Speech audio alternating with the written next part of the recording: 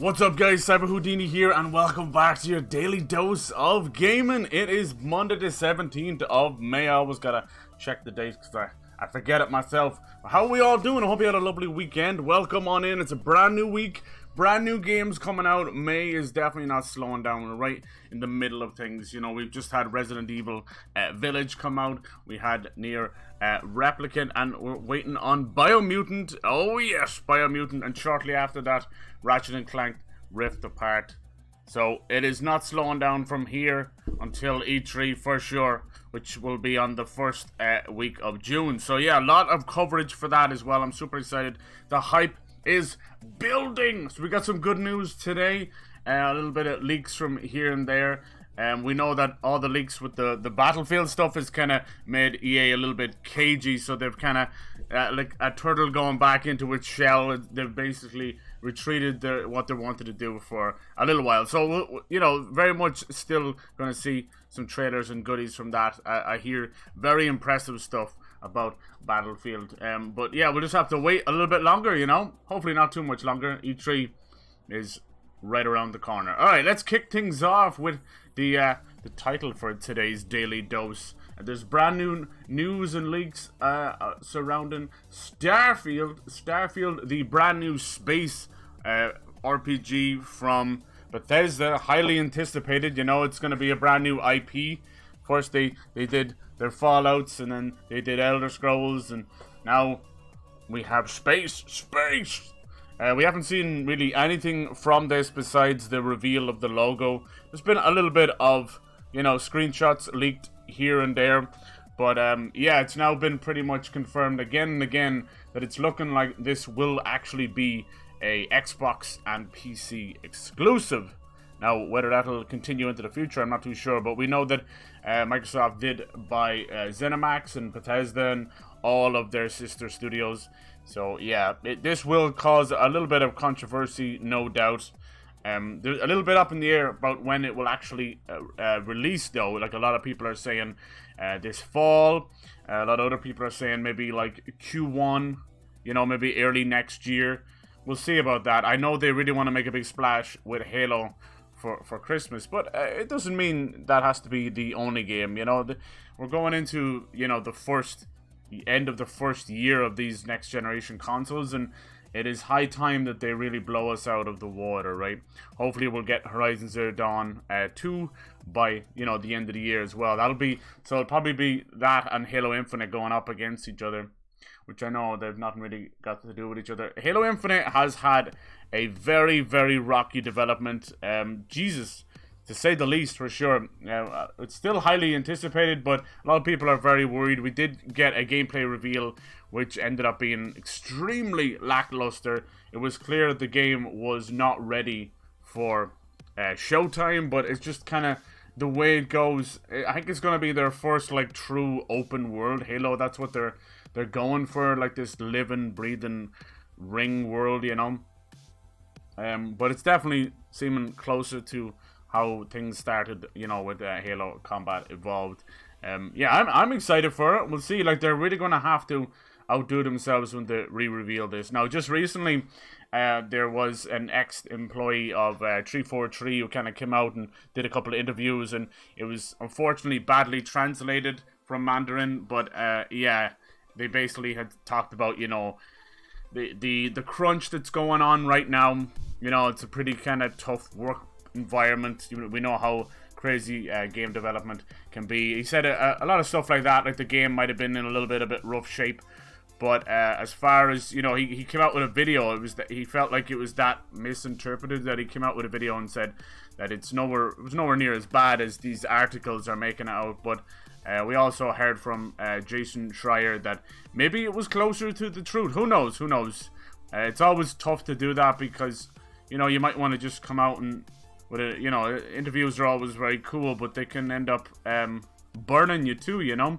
Like, this guy could end up getting blackballed in the industry talking out against this stuff. We're at this weird turning point when it comes to game crunch, where we don't have the game developer union yet, you know. Like, a lot of countries are starting to do their own little grassroots stuff, which is great. I really do believe that developers deserve to have their own union, so they're not just tossed around as soon as a game is released. But we'll see. Like, it's still it's all over the place. Like, crunch is a major issue. You know, we all know, like, in any industry, you do have to deal with deadlines, and it kind of comes down to, Jesus, it's something, that kind of pressure is something we've all had to deal with, no matter what age you are. You know, even growing up as a student, where you would have like finals and midterms and exams and that, you know. So there's always been a time limit. There's always been that kind of pressure, and it seems to, you know, definitely stay with you into adult life. But hopefully we can work something out. I'd love to see a union happen for sure. Hello, how's it going? Caustic Soda, how you doing, man? And Bernie, happy Monday, lads. Happy Monday. I hope your weekend was good. What have you guys been playing over the weekend? We're just talking STARFIELD today. This is Bethesda's brand new space IP. They've done, you know, post-apocalyptic with Fallout and fantasy with Elder Scrolls. And now they're going to go to space. Space! So yeah, it looks like if it doesn't happen doesn't release this fall, that it'll probably early next year. They might want to just save it and let Halo do its thing. With Starfield being a first IP, and what happened with Fallout 76, which is kind of technically Bethesda's last game, they're going to want to make sure that Starfield really truly performs, and it needs to, you know, as bug-free as possible. So yeah, the longer in the oven, the better. The way things are going, like, I know it sounds a bit ridiculous, but they did release Skyrim. I think it was like 11/11/11, you know. And I know, as silly as it sounds, I think they could be doing something like releasing it, you know, the 2nd of February next year. So it'll be like 2/2/22, you know. And then Elder Scrolls 6 could be 3/3. 23 or something like that. Who knows? Or 33. No, it won't be that long. I'd say we'll get like, I always said Elder Scrolls would be 2023. I feel like GTA 6 might be 2023 as well, but we'll see. I had made that prediction well before COVID had robbed us of, like, you know, a good year and a half. Is IRL nice? I've been playing Mario Party. Nice. Hell yeah. Mario Party, which one? One of the old ones? Very cool. You maybe the original. Nice, dude. Nice. I know the newer Mario Parties have been a little bit disappointing. They just added online play on the newest one. But yeah, happy Monday. Hell yes. What are you up to today, Burns?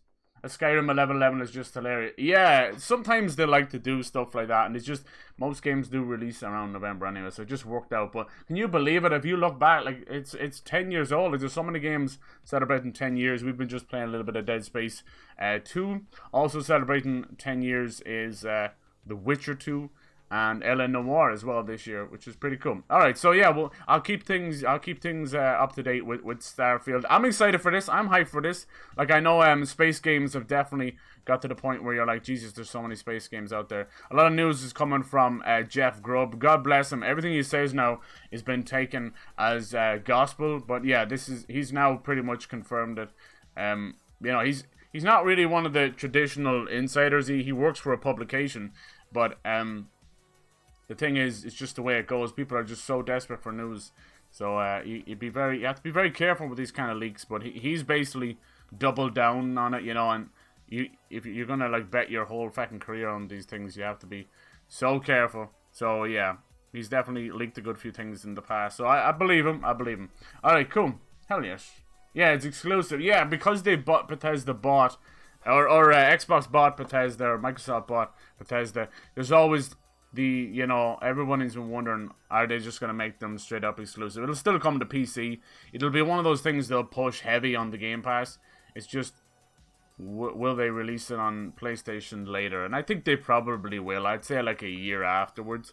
Like, we're going through a lot of different stuff in the industry right now where you're having games released on Steam and PC that have never happened before, like with the PlayStation games, which is pretty cool.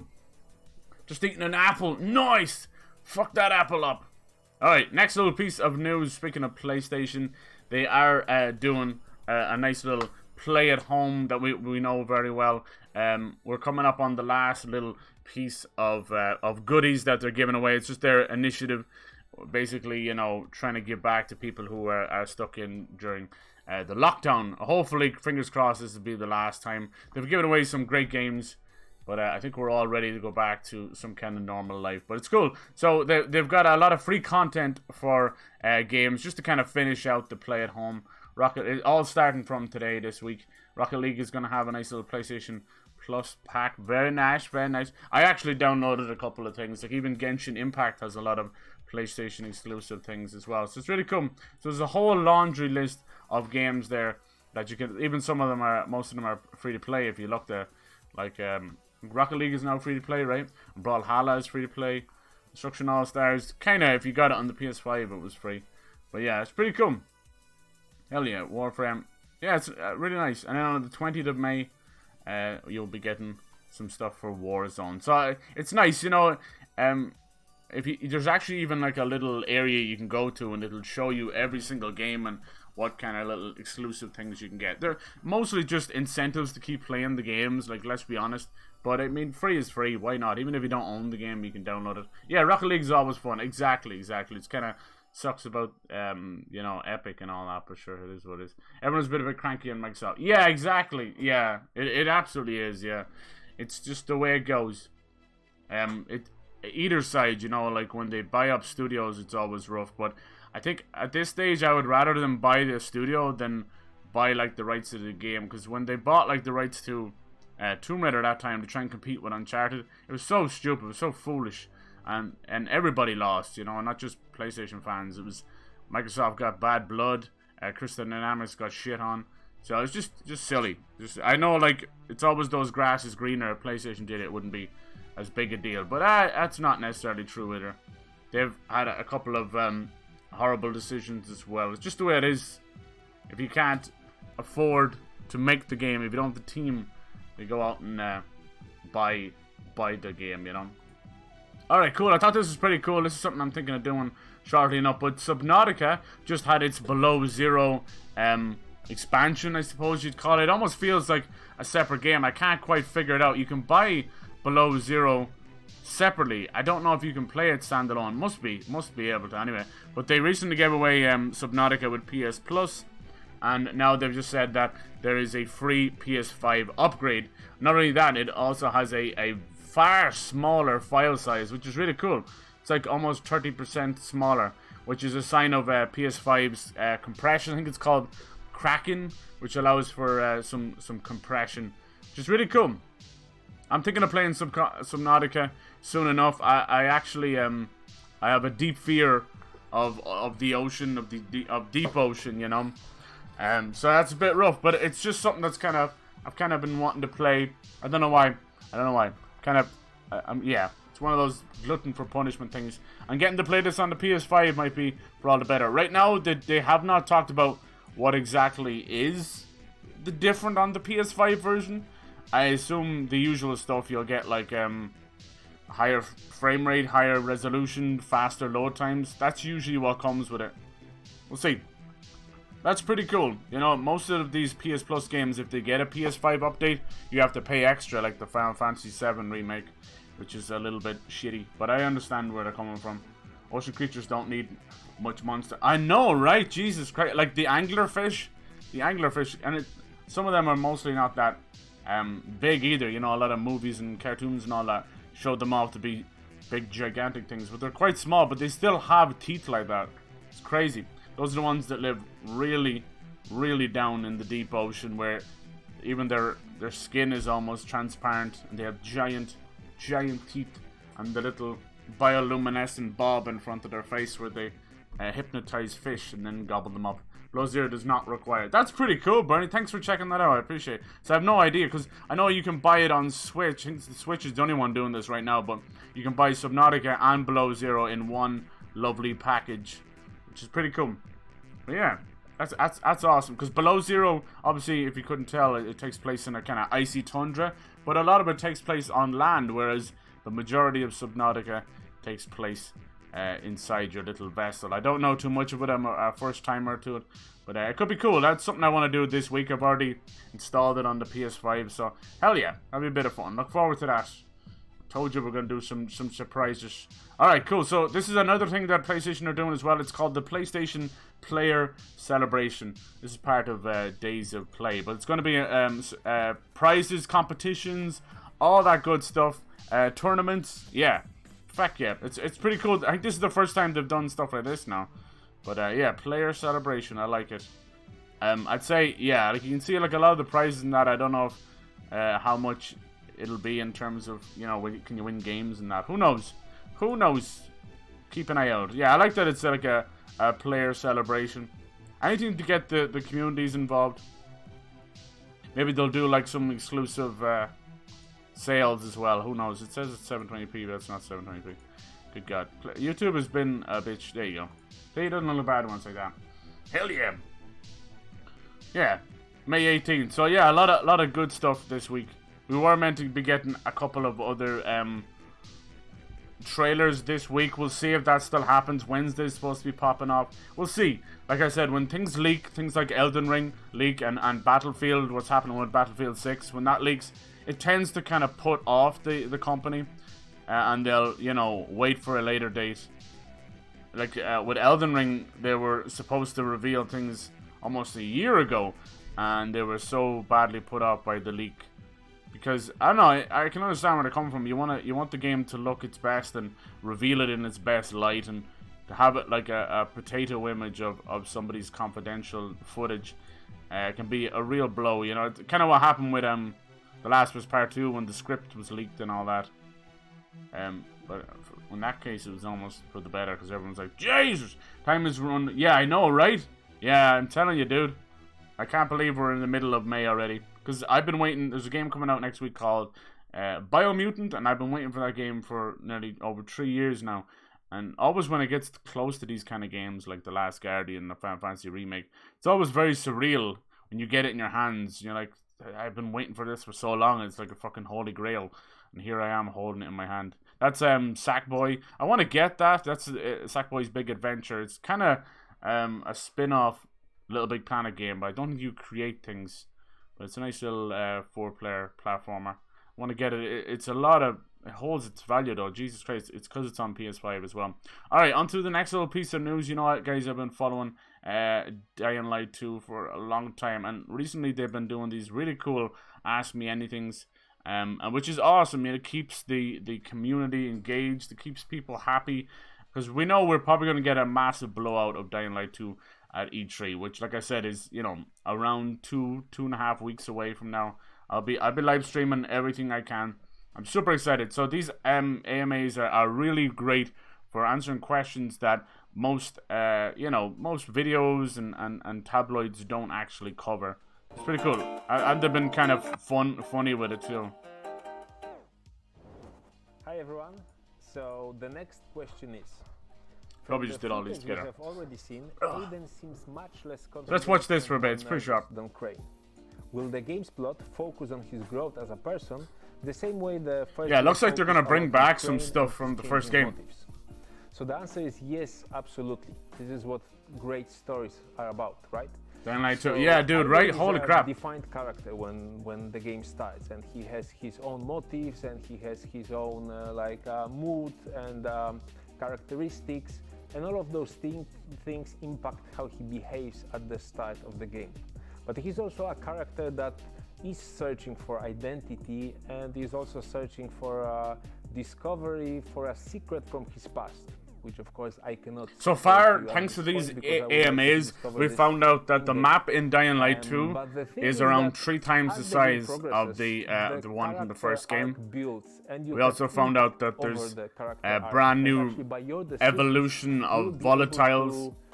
Kind of change or decide what Aiden you will have at the end of the whole story, at the end of the whole experience. It's like Beyond Two Souls all over again. Choices, Aiden can be a little bit more selfish. Alright, so they are keeping the morality choices in the game. Okay, I thought those were going to be left out. That's interesting. I like that. It can create replayability, or you'll just end up with the same ending at the end. Holy crap, that music's so loud and he talks so low. And this one is about GRE. The GRE! Yeah, I'd love to fight some of them. Cyber, how's it going? DPG, happy Monday, dude. In what led up to the events in Dying Light 2. How's it going, man? How was your weekend? I haven't seen much from you, DPG. I hope you're well. Any of you guys got the vaccine yet? Or will you get it? Yeah, it looks like we're gonna have this new little wristband that holds your infection levels, you know, from green to orange, yellow, red. And you're gonna have to keep that topped up with antizin, which I actually like because running around getting the drops in the first game was super fun, especially if you had to fight for it. It was really cool, but it always felt like, oh, I'm just getting a higher level. You weren't doing anything with the antizin, so it'd be nice to have to top yourself up like that. I like it. Yeah, dude, the whole thing surrounding Dead Island and Dead Island 2, you know, not Dead Island Riptide, has been such a pain in the ass because they were originally the same company, Soda, and then they split off. And Dying Light, the first Dying Light, I still think is the best zombie game out there. It is Spider-Man with zombies. It's amazing. Just recently I played Hellraid with a few people, which is a lot of fun. That was meant to be its own game too, but they had to pull back. Built around you discovering and exploring. Good weekend is okay, Shmuddy. Fully vaxxed. Oh, very nice, man. Hopefully you didn't have any side effects. Were you tired? Since March? Were they giving out the vaccinations in March? Oh my god, dude, that's amazing. So the question is, I don't really play games with romance in them, but in the first Dying Light game, Jade and Crane had some. Yeah, that was fun. Jade was beautiful. I liked her idea that she was almost like a UFC fighter, Muay Thai and that. I thought that was really cool. You will experience. There wasn't much variety. Yeah, I agree with you there, man. Like sometimes I would just wait a little bit just so I could fight dudes there. I agree. They have said that they're trying to dial back the weapons.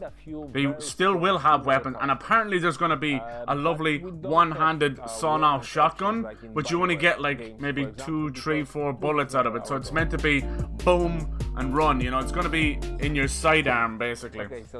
So you might be able to wield like a giant electric scimitar in one hand and a fucking sawn-off shotgun in the other, you know? Really cool. Of the following is canonical.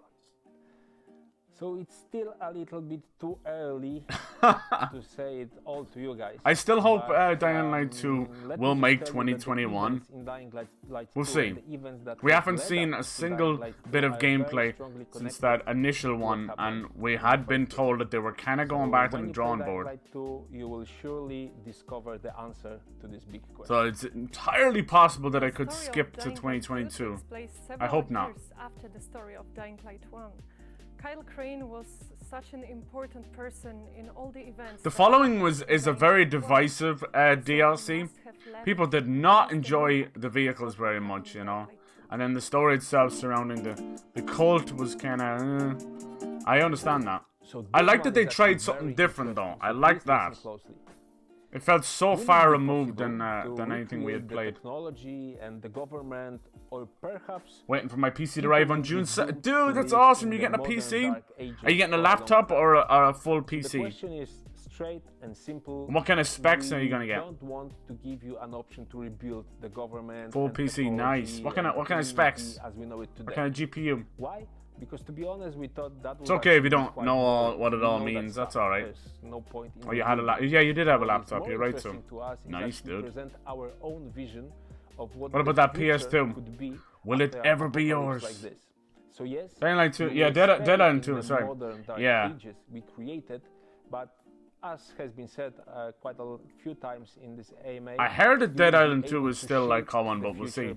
I kind of like the idea of it, like zombies on the West Coast, Hollywood, California. Dead Rising 3 kind of dealt with that a little bit. You had palm trees and that, but it was such a darker game. I love Dead Island 3. Or not Dead, now too many, Dead Rising 3. Too many names now. I know what the specs. That's okay. No, it's all good. I know most people when they buy ready-made PCs, they don't know a lot about the specs, and that's okay. That's all right, as long as you don't get ripped off. So Dying Light 2 takes place in a completely different. A lot of people go for that. What's that thing called? CyberConnect or whatever. After the events of the first one. It's always those ones for some reason. You will not encounter any Origin PCs are fantastic. Just little bit, but of course they will be a little bit expensive. quite a lot of reference. Then you got Alienware, which are like the Apple of the PCs, but so they're not the best. Keep a close eye on what you will be able to find. And I'm excited for this. The map in Dying Light 2 has a far more a European vibe to it. It actually reminds me a little bit of Budapest. That's what it reminds me of. It's still quite like green, Yes, there will be but a lot of more high-rise open-world buildings events and in apartments. Dying Light 2. Not only we will have the living world with encounters. Sorry if I'm talking all over over, this. That's why I but kept also the you will be subtitles able to on. I'm explore sorry. New locations such as GRE Quarantine or Dark Places. Are they coming back? The dark places, the nests as I call them, were so much fun. This is very, very important. It's about the factions in the game. Do you remember finding the volatile what nests can you say about during the main day? factions They were all in just Dying walking Light around. 2? Still How creeps do me out to these this day. two groups affect the entire city? So yes, there are two main factions in the Dying Light 2 world, and The only thing I didn't like about Dying Dying Light 2, I'd say maybe was how they split up the map. Those load times were a little bit oof. The thing about them is that their That's what strategy to Dead Island survival did too. differs. But if you So, think about it, first of all, there are right, the Dying Light came out in peacekeepers, and 2015. these It are is the 6 strong years military old now. types. So Things were very different back then. they focus mostly on combat. They want to kill all of the infected that are out there. So they build powerful weapons, they build powerful traps, and they, A lot of people seem to be work quite kinda like this military regime. The other I split factions down the survive. middle about And they weapons, want to guns. adapt, Sorry, they about just want to guns survive, so in they in adapt Dying to Light the in general in environment, zombie building games. their communities, Some people planting need them. fields, and Other people also think they're OP investing and in they break the focusing game. on traversal. It's a They funny one. don't fight that much. They just want Yeah. to be able to Doing some travel PC the streaming. city Very easily nice, dude. and Very escape nice. any threats. So if you side with them, you will be start seeing more. It's always and fun more getting of new the, technology. It really is. traversal helpers that You just will be able love to playing use around them with it, as well. figuring things out. Of course, aside from the peacekeepers and the survivors. But yeah, there I are know, other like, groups people in are still the worried. Oh, the jeez, the sun next really comes up. important one is People are the still kind of remnants. worried, you know, And they is are this game basically even the going to bad come guys. out? But I So promise you you, will face them when and they're you will doing have to things make like some these, decisions how Ask you Me want to deal Anythings, with them. promos, interviews, And then there are super also important. smaller That's them groups which are building used up mostly in their side presence quests again, or their as, marketing and that. additional They're obviously a very background proud characters team. I for the mean, main look at all the quests. awards in the background. Colorful people, I mean, colorful that's groups E3 with, their own, two ideas, years ago, agendas 3 that years you ago, will who be able to knows? discover So while they you'll be still playing Dying Light have 2. all that stuff up there. This is 10 Then minutes. there's There is another another one as well question, if you want to check it out. This is says, number 2. Will I be able to side with no factions and be an enemy to all? Ooh. So you have to understand that our world is extremely brutal. Yeah, there extremely will primal, be and it's full of choices threats and with the conflict. factions that So will, if you have you know, no turn you eyes, against you others basically and die hurt very one quickly. faction to And help we don't another want kind you of to thing. die very quickly, and I we like that also idea. want you to make a decision. We also want you to make a statement. So a lone wolf option is not available. You will have to decide if you Yeah, that want to play makes with sense. those guys or the Yeah. other ones. Yeah, everyone's dead. Now, there is, maybe they'll pull like a, they'll pull like Prototype. Did you ever play the Prototype games? When they switched over to Prototype 2, everything was like flipped. So maybe they'll do something like that. Yeah, it was quite, it really was. 2015 was a banging year. That was the same year we got The Witcher 3. It was fucking insane. Everything remains with the same quality. I'd be happy. Yeah, absolutely. Yeah. I would like them just to, I don't actually mind if there's like a separate area, separate map. You know, if the load times aren't that bad, you know. I don't really mind that. Sometimes it's a great way of creating a whole new biome almost, you know, because it's not always easy to pull that off in the same map. You know, when you go from you know, city to a desert or a big forest or whatever, you know, it looks really well, but it's hard to pull off. People just go, oh, now there's trees, oh, now there's sand, and it never gives you that oomph feeling, you know. I think like Nier Automata did it really well because you were so enclosed by these ruins and highways and crushed skyscrapers that when you squeezed through the crack and you just exploded out into this massive, like almost Sahara desert, it was geniusly done, you know. So if you can do it like that, that always helps. But it's up to them, you know. They'll definitely take advantage of the SSDs on the new consoles, you know, so load times will be non-existent. And I have been really enjoying that. Like things like Genshin, Assassin's Creed, fair enough, both of them don't have a lot of, you know, next-gen only games to play. And that's fine. That's why I say it's okay to wait. Like if you can't get your hands on a PS5 or whatever till next year, that's okay. Because you're not going to miss too much, you know. There's literally just a handful of games. And I don't think we'll get God of War Ragnarok till, you know, next February or March or April or something. But yeah, I am enjoying the SSD for sure. It's crazy fast. Yeah, not hiding much away. The demo they showed implies they're polishing. Yeah, well, see, that demo, that initial one that came out, that was that same E3, I think. It fucking, at that point, they had said there was like a whole lot of trouble going on, and they went back to the drawing board. So I think that's what's been this initial delay, you know. But recently, they did show off a little bit of gameplay. I think it might have been in the first Ask Me Anything, or AMA. And yeah, they showed off a little bit more, you know. A little bit of whatever this new volatile, whatever it's going to be called. It looks like it has wings or something. That's really cool. So I'm super excited. I'm keeping a close eye on this one. I enjoy the hell out of it. I hope co-op comes back, you know. I'm happy enough with keeping it four player. What's funny is I played Dying Light back in the day. That was just before I started doing YouTube and that, you know. I started in 2016. And I played it, loved it, finished it to completion, and then I didn't think about it too much. And then as I went on and met people through YouTube and Twitch and that, I rediscovered it and just, wow, yeah, it's so much better. Because I've always been pretty much a lone wolf when it comes to video games. I've never been really that fussed about multiplayer. You know, I played a lot of, back in the day, Gears and Halo and the old school Call of Duties, but it just started to get so sweaty and all that, and yeah, I never really got into the Overwatch scene either. That's just me for you. So you can tell I pretty much got a lot more introvert with my video game playing. But there you go. Anyway, on to the next piece of news. That's great about Dying Light 2. Keep hoping that we'll see more, and keep hoping for 2021. They can take as long as they need, you know, to get it right. We don't need Cyberpunk, you know, so we don't need that situation happen all over again, for sure. Next piece of news, we have more goodies from Mario Golf. Now, I don't know if you guys are Mario Golf fans, and if you're not and you're looking for a new little fun sports games, Mario Golf looks, this new one, and it's coming out in June, looks like it's really trying to capture as much of the audience as they can. They've got speed golf, they've got all these little mini games. It looks closer to Mario Party with golf. And that's a good thing. That's a good thing. Because if there's one thing they can put a little bit of fun into golf, it's Mario. For sure. I mean, we all wanted like Strikers to come back, and I still think it might. Because I know Nintendo recently bought Next Level Games, the studio responsible for a lot of the Striker games, and more recently the Luigi Mansions game, which I hope they're working on a fourth Luigi's Mansion. This was my pitch for a fourth Luigi's Mansion. Turn it into a full theme park. Now I know it sounds ridiculous. It's like, dude, that's not even a mansion anymore. But technically, 3 was in a giant hotel. Now I know it was a mansion, you know, masquerading as a hotel, but still it was a hotel. But I loved the idea of it. Every floor was like, it felt like a brand new game. It was like someone had written another level, you know. This was one of the things that I still think makes Bioshock hold up so well. Every time you'd go through that bathysphere or the doors, you knew you were getting like a new chapter in a book. It was super cool, and I wish more games would do that. So yeah, I'd love to see, and I think Luigi's Mansion 3 just recently sold over 5 million, so that's more than the whole series. So that's a great success. The Switch is really bringing a lot of success to so many games. So it really is down to Nintendo, but in my personal opinion, them buying Next Level Games means there's going to be a healthy future for series like, you know, Luigi's Mansion and Mario Strikers and that. Hell yeah. Technology's gone crazy. I know, right? The instant recall. Yeah. That is insane, right? Holy hell yeah. I agree with you. And they keep improving it as well.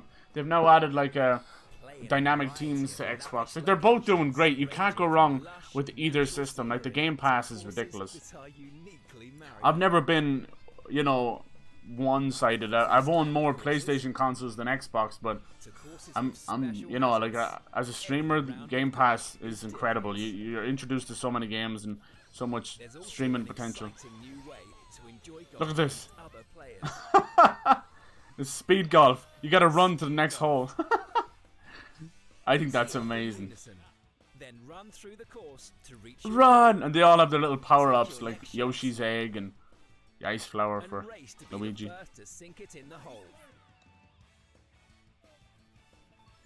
Bum, bum, ba, bum. The whole rabbits thing is proof that Nintendo can copycat. Yeah, that's true. That's true. especially the kingdom stuff, right? Rabbit's Kingdom Battle and that. A lot of people love that. And I've never really seen them do anything like that before. It was a straight up strategy game, you know? I really do wish they would find a way to bring back Mario and Luigi, though. Like, if we can't get Paper Mario right, we can't lose out on those. I enjoyed them so much. Like, Bowser's Inside Story was just hilarious. It made me want Bowser's own game, you know?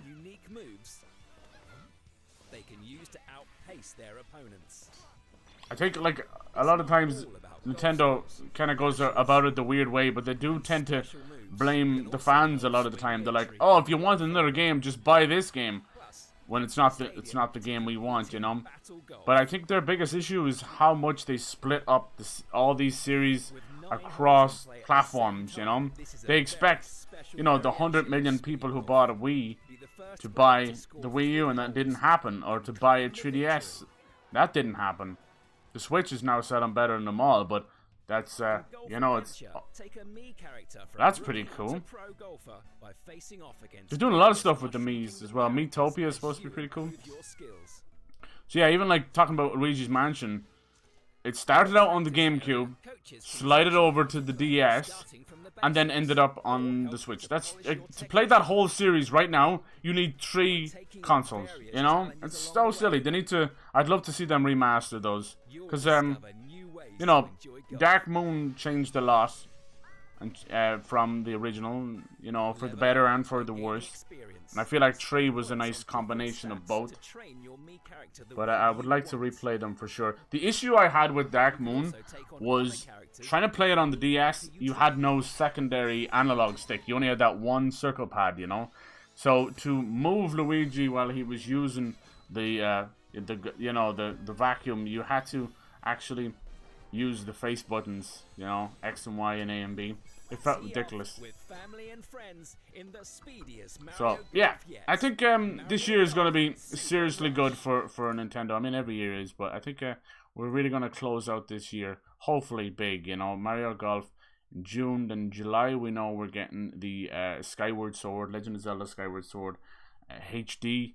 And I'm hoping, just, you know, because it is Legend of Zelda's 35th anniversary, I really hope we get a nice collection of 3D Zeldas. The rumors floating around right now is that there's a, obviously we got Metroid Prime 4 coming, but there's probably a new 2D Metroid coming as well. We'll see if that happens. Samus Returns deserves its time in the sun again, because it was one of the last games that was kind of put out on the day. Actually, I think it was released the same day as a huge release, and a lot of people kind of slept on it. It was really good. But yeah, like when it comes to Legend of Zelda, it's always a hot topic. Which one people want and who's favorite, and do people like Wind Waker? Do they not like Wind Waker?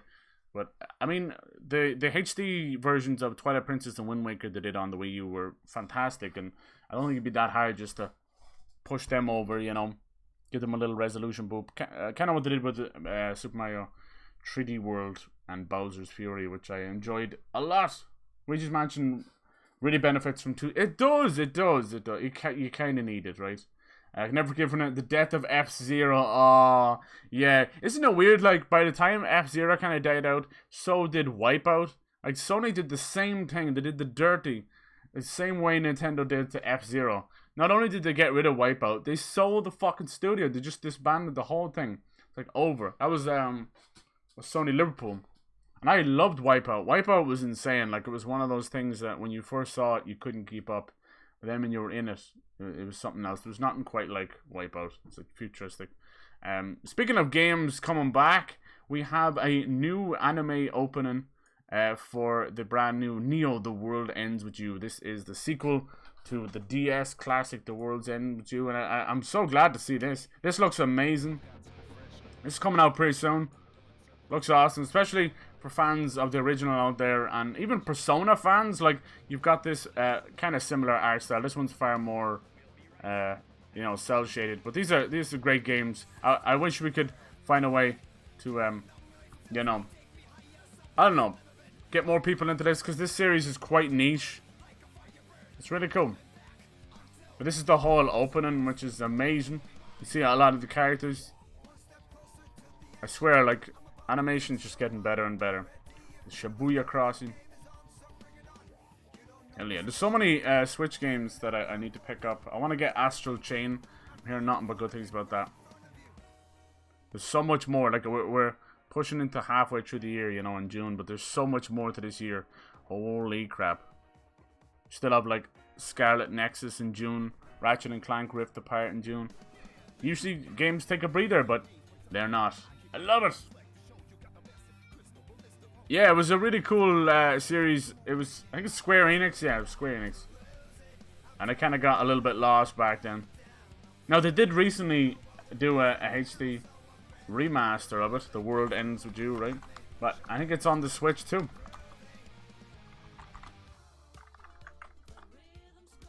I think there might even actually be it's like an anime as well, right? Jesus Christ. Yo.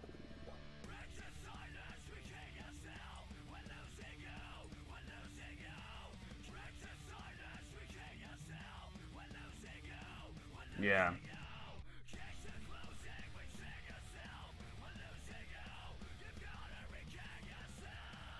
Yeah, you'd know that it was produced by Tetsuya Nomura, like of Final Fantasy fame and Kingdom Hearts and that, because the remaster for it is called the Final Remix, which they've done for a lot of their Kingdom Hearts games. Now I know that's just the opening; it doesn't quite show you any of the gameplay. Let me find a video real quick. There we go. Show you some of the gameplay, because I know that's the animated open. It's coming out real soon. Did it say a release date for that one? Yeah, July 27th for the sequel. This is the original. Skirt. The art style for this one, it was a little more kind of like messy cell shading, so it reminded me kind of like almost like brush strokes. So it reminded me of Okami a little bit. There was a weird rumor floating around that Okami was getting a true sequel. I don't know about that. We'll see. Yeah, it's going to show you some gameplay now. So yeah, it's kind of like 2.5D, I suppose. Very, very unique game. Yeah, 3D and 2D. Absolutely, I agree. I agree. So many great games out there. This one was special. There's already a lot of stuff kind of leaking about the sequel, so if you're interested, you don't want spoilers, be careful. So, sometimes it's hard to go dark on a game. You're like, oh, that's what happened to me with Resident Evil Village. No matter where I looked, everything was getting leaked. I'm like, no. Speaking of which, we are going to be playing that here shortly. We're going to be finishing tonight, Resident Evil Village. We're playing on hardcore with the first playthrough. It has been a journey, a beautiful journey. Apparently we're about an hour or so away from the end, so I'm excited for that. Kick off the week. Hell yeah. Niche stuff is always a risk. Exactly, yeah, I agree with you there. That's what they become, like cult classics, so they still can turn a bit of a profit, you know, but when you're dealing with the bigger kind of producers like Square Enix and that, if you're not selling upwards of 5 million, they don't consider it a fucking success, which sucks.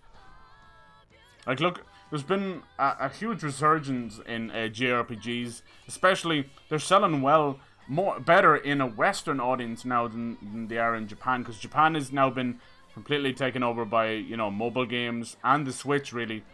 So much, in fact, that PlayStation is actually starting to hurt. It's not selling as well as it should in its home country, which is pretty rough. So console gaming is kind of taking a little bit of a hit over there, you know, but I think it's growing exponentially in the Western market, Europe, and all of the Americas as well, which is really cool. I like that, you know. And yeah, there's definitely, you can see the resurgence of anime that has happened. You know, it's never really gone away. I feel like anime, but it's bigger than ever. Like when I was growing up, anime was so niche. You know, you were just a nerd for liking that stuff. But I didn't give a fuck. I was, and I still am a diehard fan of Akira Toriyama. Like I grew up with Dragon Ball. I know that's a lot of people's first one. You know, it was Dragon Ball. But I stuck with him. I followed all his work and ended up getting into Dragon Quest that way, which, you know, is Dragon Warrior. And then there was Blue Dragon he made as well, which is a kick-ass RPG on 360. Like, it goes on and on. He did a lot of great stuff like that. It's funny how a lot of his games have the word dragon in it.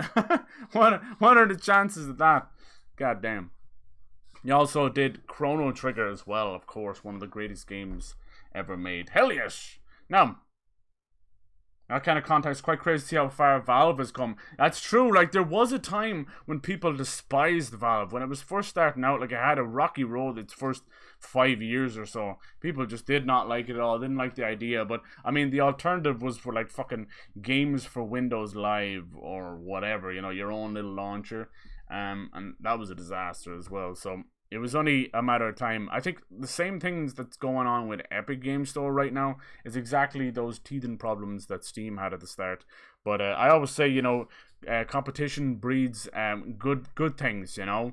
They'll each try and outdo each other, and we, the consumer, the you know, the gamers, will be the ones that win. And you're already seeing it. Even the developers are winning because they're all trying to compete with a revenue split between developers and the platform holders, you know. So that's really cool. So you got things like that going on. Hello, Fire Lily, how's it going? Happy Monday.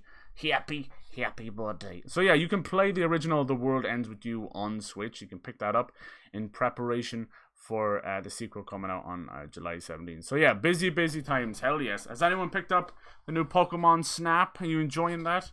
Lovely chill vibes with some Pokemon. Even if you're not into the main game Pokemons, like Pokemon Snap is just unbelievably chill, and it's exactly what we need right now. Oh, sorry about that. It blew my eyes as well. Alright, for the last little piece of news, the awesome Hades just got a cheeky little PS4 rating. Someone copped it on the Korean rating board. A lot of the times this is where games get leaked, but this is great. You know, Hades right now is only available on PC and the Switch. It is one of the coolest games. A lot of people gave it its Game of the Year last year, I think it was.